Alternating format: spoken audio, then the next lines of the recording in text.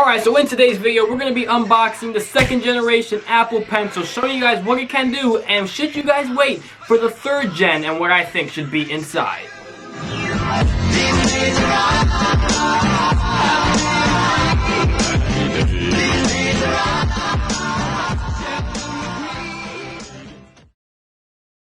What's up, guys, and welcome back to another episode of JP Reviews. Today we got the second generation Apple Pencil. If you guys saw my last video, I bought an M1 iPad Pro 11-inch 256GB model, which I absolutely love. If you guys want to see that video, I'll put a card right up here. You guys can check it out. And today we also bought the Apple Pencil second generation that's compatible with the iPad Pro. I'll also put a page here of compatibility of the iPads with the second generation, but they also have a first generation that works for the older iPads. So if you do have an older one, definitely check out the first generation, but we're right here working with the Apple Pencil 2. I really seen a lot of things about this and seen how it helps my experience with an iPad user, and you guys are probably iPad users too, so you guys are wondering the same thing. So we're gonna unbox this. We're gonna see what this thing can do with my iPad, show you guys all the little perks and things that Apple has added that you guys could do that you guys might not know about. And we're going to, I also want to talk about what I think should be inside the next generation of Apple Pencil, because Galaxy has some really sweet stuff in their stylus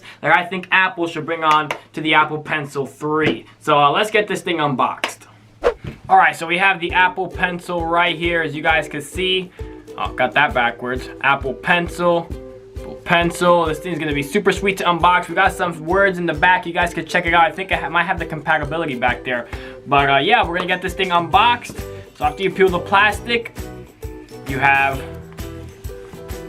this note coming, designed in California. So this is the top cover right here. You take this out, and inside we got the Apple Pencil second generation, and it is feeling super sweet. We got the nice tip in the top. It has a little Apple Pencil sticker at the, oh, that's not a sticker, that's engraved into the pencil.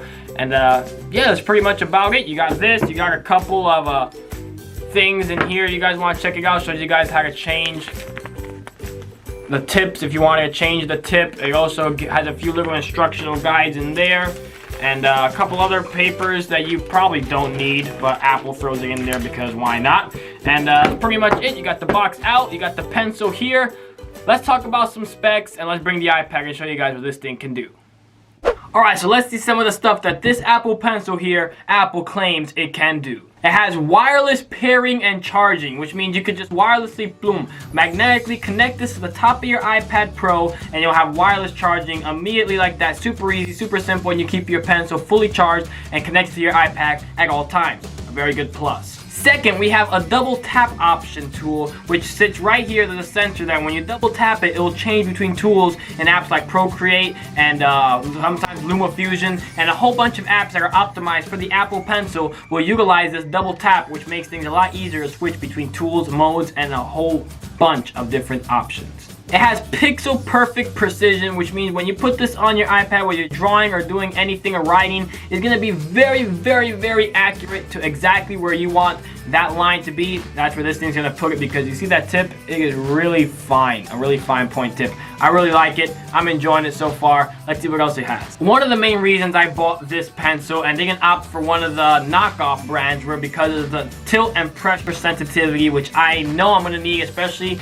using Procreate. Being a person who draws a lot, I said that is going to help so much, especially since a lot of the other pencils were always missing one of the two features. I said the Apple Pencil has all-in-one. It was worth the $129 that I paid for it. So it has tilt and pressure sensitivity, which is super crucial to a person who draws and writes. When you're using this with an iPad Pro, it has basically no lag because it is so fast, so smooth. Trust me, super fast. You ain't gonna get any lag if you have an iPad Pro. And as a little touch bonus, Apple will give you a free engraving if you order this from the Apple website. I personally did not get it because I bought it straight from the store, but you can if you order it from the website. It will give you a free engraving of anything you want. Apple's kind enough to do that to you for absolutely no charge to you. Thumbs up to Apple. So now that we get that out of the way, I think it's time to connect this to the iPad and show you guys a couple more things that this pencil can do and tell you guys if it's worth it to buy, or should you wait for potentially a Gen 3.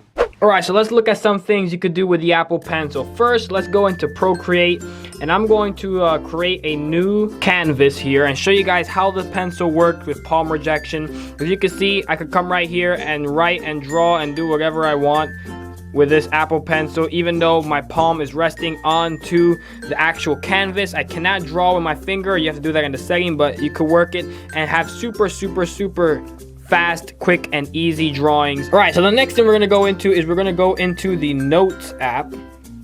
And as you can see here, if I want to use my Apple Pencil, let's erase that, I could write, let's say,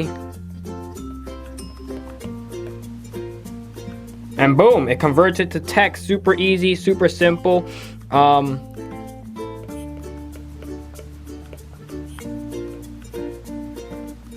Just undo that.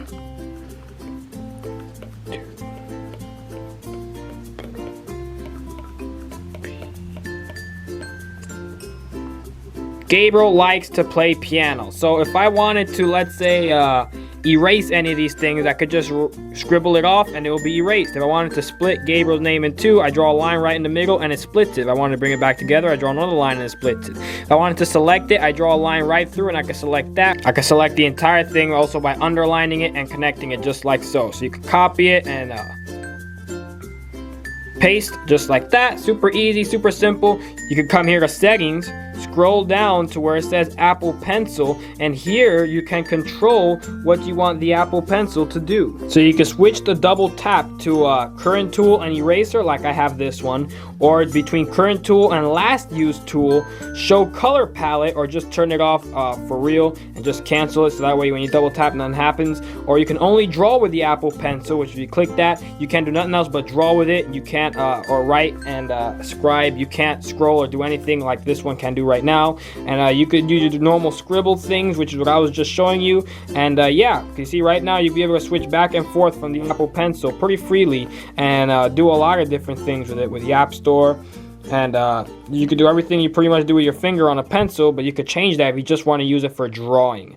Alright, so aside from the regular review, features I want on the 3rd gen Apple Pencil would be capabilities to switch between slides by the double tap. I want to be able to, in my Keynote app, be able to switch slides right from my Apple Pencil, and to have motion detection as well, that you could just do things with a motion instead of actually touching it with a screen. You'd be able to slide and do things like that with the Apple Pencil itself. That would be cool. The ability to take pictures with this thing will also be very cool. Would I recommend you buying this pencil? Absolutely. I love it. If you have an iPad Pro 2018 or newer, that's even the 11 inch. I mean, if you have a 12.9 inch, like for sure buy the Apple Pencil. But if you have the 11 inch, I'll still recommend it for you. Like I have the 11 inch here, and I would not be buying an iPad without an Apple Pencil. Just my opinions. $129, definitely worth it if you're buying an iPad Pro.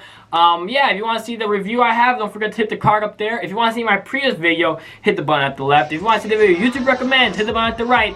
And if you want to join JPTV, hit the button at the top. Hope you guys enjoyed the review, and until next time, this is Josiah, signing out.